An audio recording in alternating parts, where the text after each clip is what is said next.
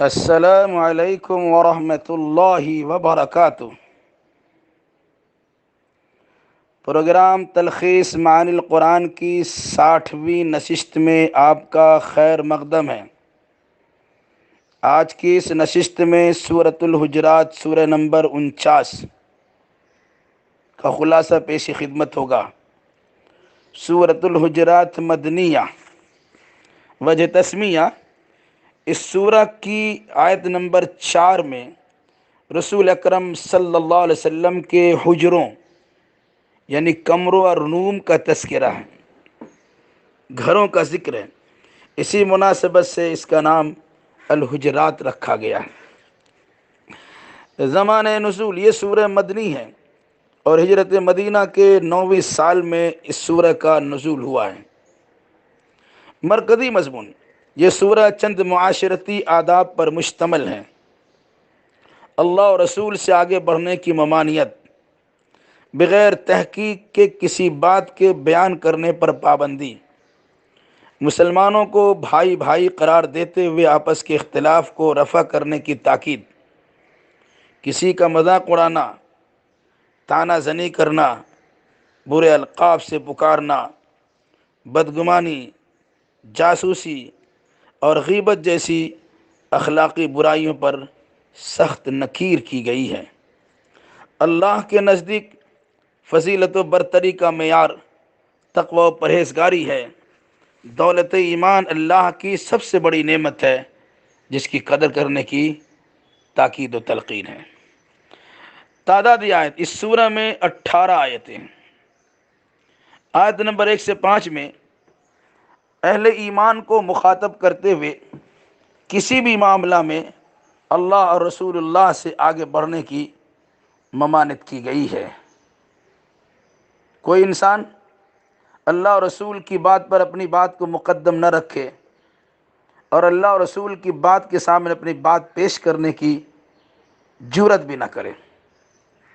اللہ کا تقوی اختیار کرنے کی تاکید کی گئی ہے۔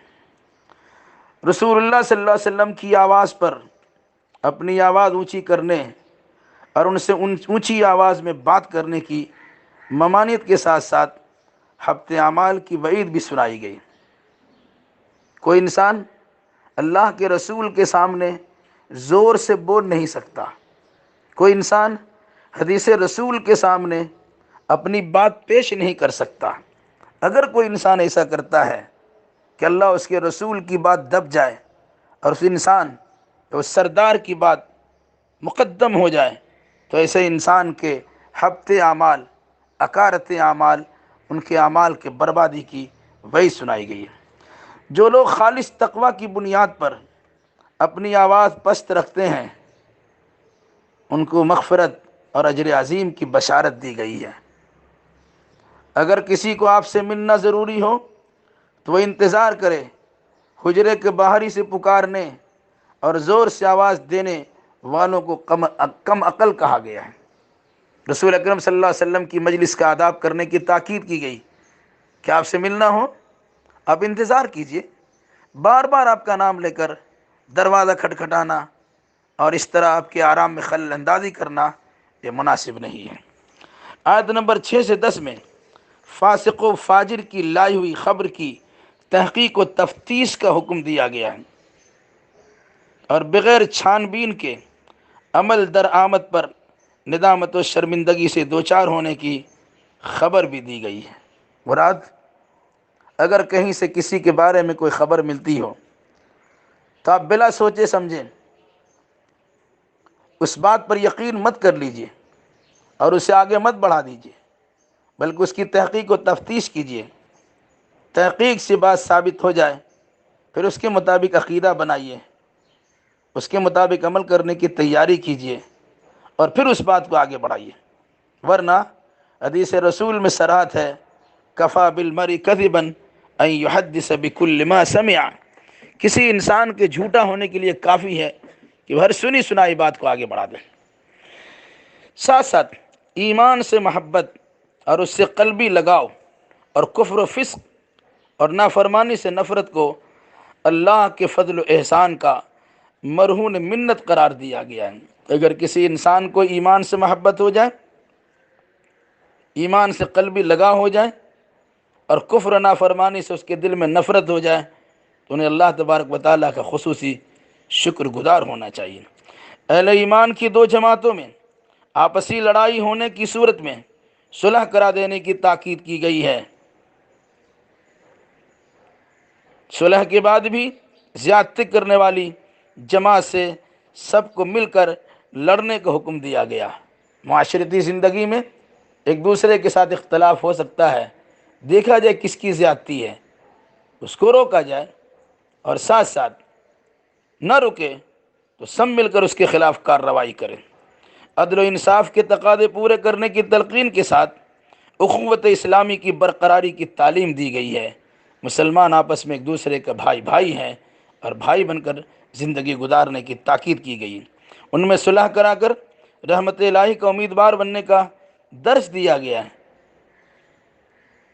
اختلاف میں، لڑائی میں تیل چھڑکنے کا اور نمک پاشی کرنے کا حکم نہیں ہے، بلکہ رحمت الہی کا امیدوار بنتے ہوئے ان کے درمیان صلح سلامتی کرنے کی تاکید بھی کی گئی ہے، اور تقوی اختیار کرنے کی ترغیب بھی۔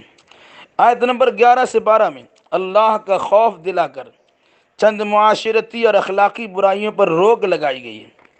آپس میں ایک دوسرے کا مذاق اڑانے، لعن طعن کرنے، برے ناموں سے پکارنے، بدگمانی کرنے، ٹوہ میں لگنے، غیبت جیسی بری حرکتوں سے منع کیا گیا، بلکہ غیبت کرنے کو اپنے مردار بھائی کے گوشت کھانے سے تشبیہ دی گئی۔ ایک تو انسان کا گوشت کھانا، دوسرا اپنے بھائی کا گوشت کھانا، تیسرا مردار بھائی کا گوشت کھانا۔ غیبت کتنا شدید جرم ہے، اس کا اندازہ لگائیے۔ معاشرتی احکام و قوانین کے بیان کرنے والی اس سورہ میں چند اخلاقی برائیوں کا تذکرہ کر کے اسلامی سماج اور انسانی سماج کو پاک، صاف و شفاف سماج بنانے کا حکم دیا گیا ہے۔ آیت نمبر 13 میں ایک مرد اور ایک عورت سے تخلیق انسانی کا تذکرہ کرتے ہوئے مختلف قوموں، نسلوں، قبیلوں اور خاندانوں میں تقسیم کا ذکر کیا گیا ہے، جس کا مقصد بڑائی نہیں بلکہ صرف اور صرف ایک دوسرے کی شناخت و پہچان ہے۔ در حقیقت انسان کی زندگی تقوی و طہارت پر منحصر ہے۔ انسان دنیا میں آیا، ابھی فرقہ وارانہ فساد سے دوچار ہے، نفرت کی بھٹی میں جل رہا ہے، جبکہ دونوں ایک ماں باپ آدم حوا کی سنتان اور اولاد ہیں۔ آدم حوا کی اولاد ہیں، مل جل کر رہنا اور زندگی اسی ڈگر پہ چلانا ان کی ذمہ داری ہے۔ خاندانی اعتبار سے لوگوں کی پہچان ہو گئی، علاقائی اعتبار سے لوگوں کی الگ شناخت ہو گئی، اسے شناخت اور پہچان کے حد تک ہی رکھا جائے۔ کسی کی فضیلت، کسی کی بزرگی اور برتری کا اعتبار اس کے تقوی و طہارت کی بنیاد پر رکھا جائے گا۔ اس مناسبت سے یوں تو سید بھی ہو، مرزا بھی ہو، افقہ بھی ہو، تم سبھی کچھ ہو، بتاؤ تو مسلمان بھی ہو، تو انسان اور پھر مسلمان بننے کی کوشش کریں، تقوی و طہارت پر زندگی بسر کرنے کی تاکید کی گئی ہے۔ لہذا نفرت کی خلیج پاڑ دی جائے اور غیریت کی دیوار ڈھا دی جائے، اور ایک ماں باپ کی اولاد کی حیثیت سے ایک اور نیک ہو کر زندگی بسر کی جائے۔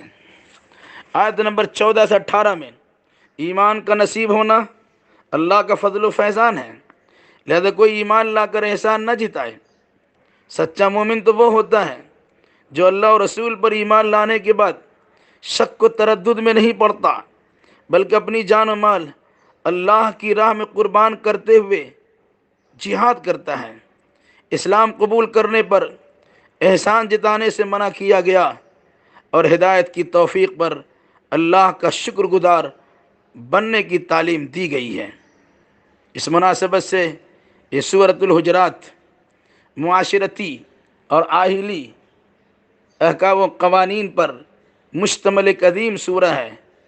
تعداد آیت تو صرف 18 ہے، لیکن مستقل زندگی گزارنے کے اصول اس میں بتلائے گئے ہیں۔ الہ العالمین سے دعا ہے الہی ہم جملہ مسلمانوں کو اور سارے انسانوں کو قرآنی آیات سے رشتہ جوڑنے، سمجھنے، پڑھنے اور اسی مناسبت سے عقید و اعمال بجا لانے کی توفیق نصیب فرما، آمین۔ والسلام علیکم ورحمۃ اللہ وبرکاتہ۔